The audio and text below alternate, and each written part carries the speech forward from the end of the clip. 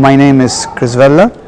I am coordinator of Drachma LGBTI from Malta in Europe, and I'm also the co-chair of the Global Network of Rainbow Catholics.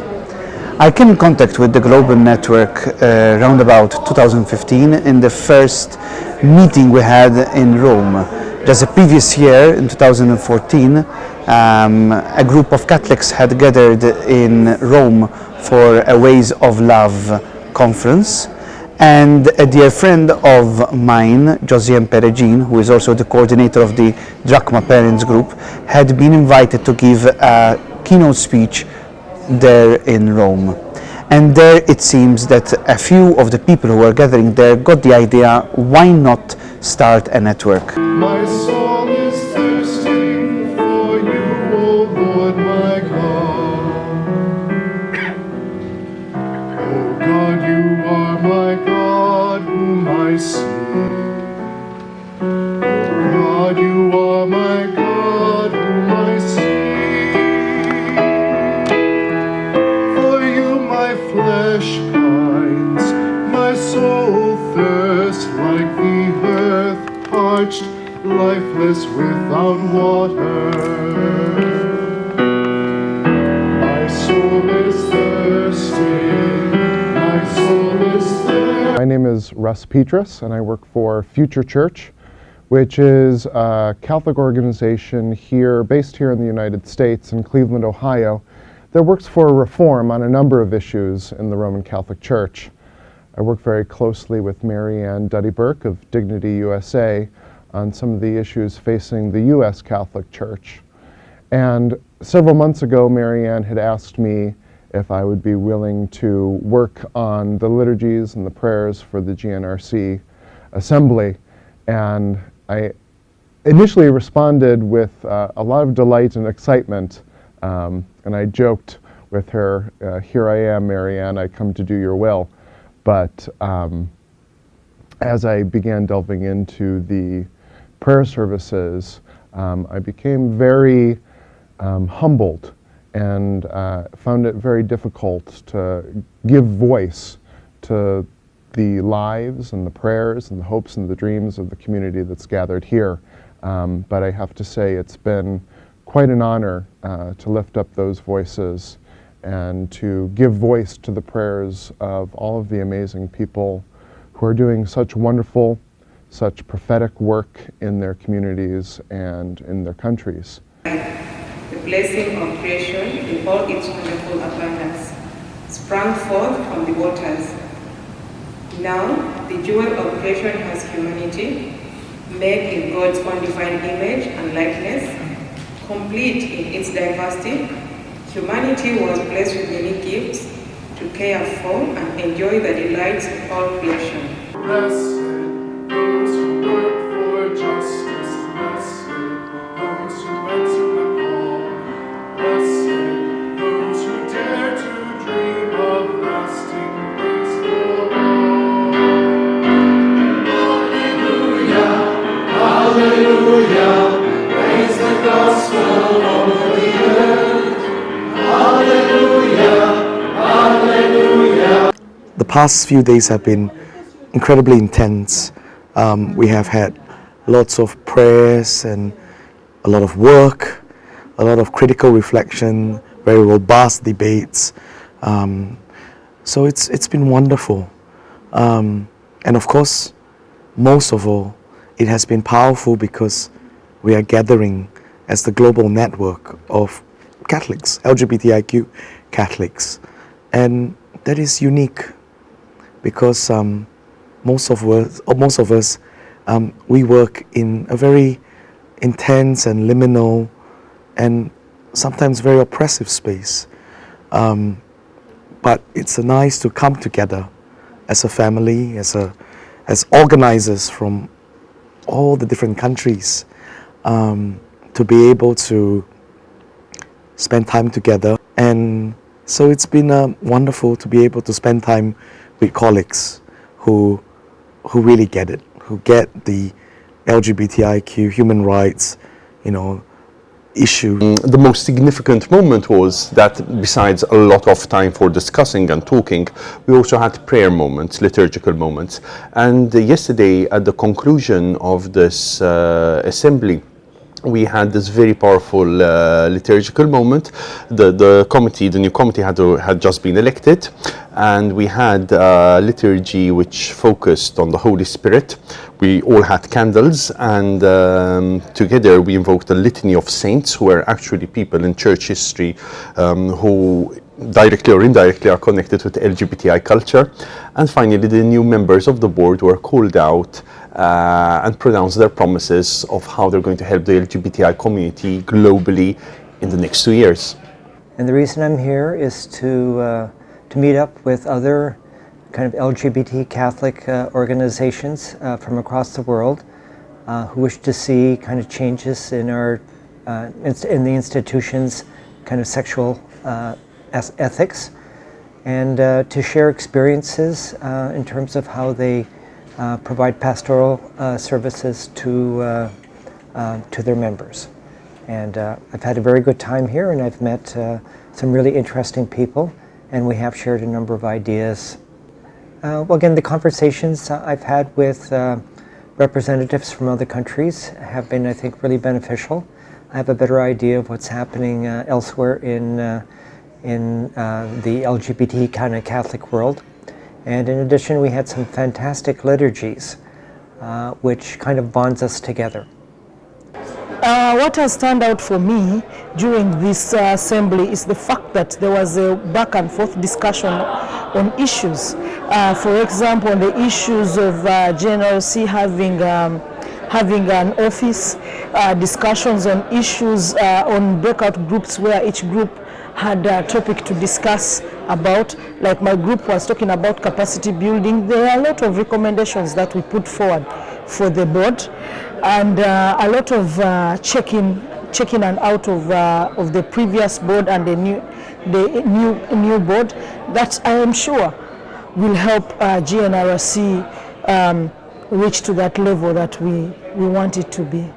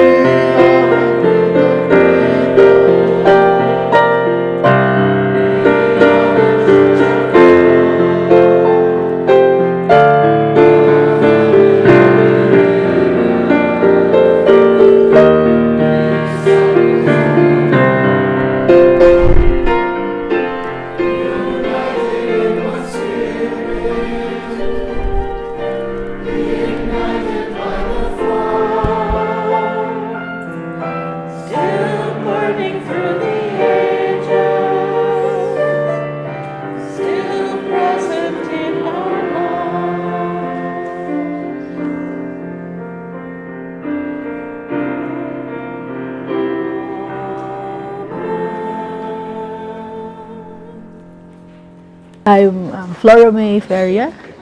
I'm from the Philippines. Well, what stood out for me is the camaraderie between peoples, between advocates and persons from the different regions. It's nice to see people like me from other places, and to know that I'm not alone, that we're together in this fight for recognition in the church. Well, I like the workshops because for me it was the human rights workshop where it showed me that the different issues that we face are practically the same around the globe, and this is really alarming because it's being done to everyone and there's nothing being done about it. But we're here when we're doing something about it now. It's inspired. I mean, it's like I was refueled, and I'm back to max power to organize and to to spread the joy of knowing of the camaraderie here in GNRC back to the Philippines. And what a wonderful experience.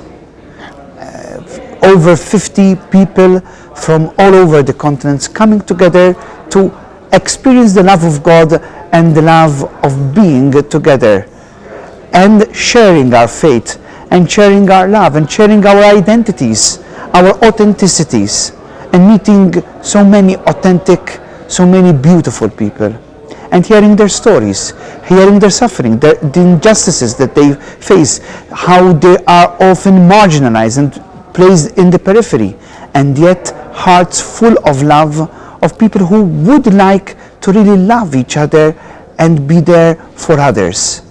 I saw love, I saw courage, I saw determination, I saw willingness to be so true to themselves and so true to their faith. So during these last 4 days, we organized three or four main types of activities. We had the pre-conferences that were regional. Every region had the opportunity to meet together and discuss what were the main issues, what are the main issues, challenges, opportunities, strengths, threats, and worries that the local communities in our region are facing. I was, of course, present in the European region, and together with my colleague and co-chair Ruby, we were co-chairing, co-moderating the pre-conference on Europe.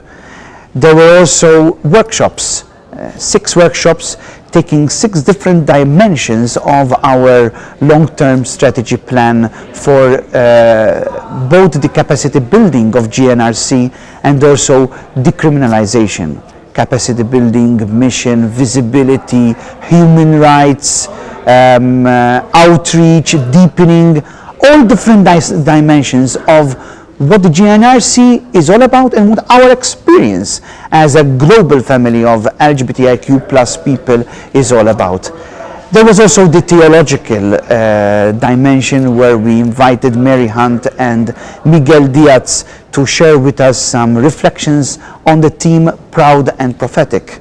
And they delivered very powerful testimonials of what it means for us to be a proud and prophetic voice, not proud in the sense of just being bullish and full of yourself. On the contrary, to be there as a witness of what God has done with us queer people.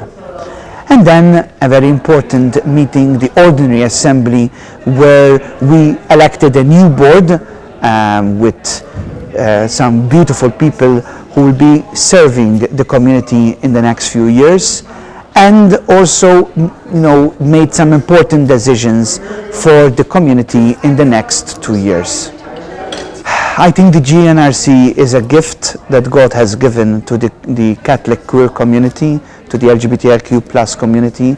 I believe that the more we can communicate, work, and come together physically as well as on online platforms and other opportunities, the more we can feel that we are a real family. Every time we meet, we always feel like we're meeting friends, we feel meeting family, we're coming together, and despite maybe sometimes there are some misunderstandings, there are some things that need clarification, but we remain family. And I think that is the message I'd like to give also to the rest of the community. We are family. We have to be there for each other. And we have to be there with a preferential choice for the poor, for the marginalized, for the people who are literally in the periphery and who are suffering because of criminalization, because of persecution, because of murder, and all the other kinds of injustices that people suffer. I'm talking especially about the Global South, Africa, Asia Pacific, where criminalization is still very, very massive, even in Latin America. I'm talking also about the extreme right coming in again in places like Europe and South America, Brazil, France and Germany and other places, Italy, where even conversion practices are being encouraged, where even the fact that you say you are gay or lesbian, you end up even ostracized, even in Europe, but even more in the South, where being LGBT is criminalized. And yes, together we can move forward, together we can help other people to get to know that we are authentic people, and that we love and we want to move forward. And at the same time address some of these issues with dialogue and mutual outreach. Those are, I think, very important things and priorities for our community in the next few years.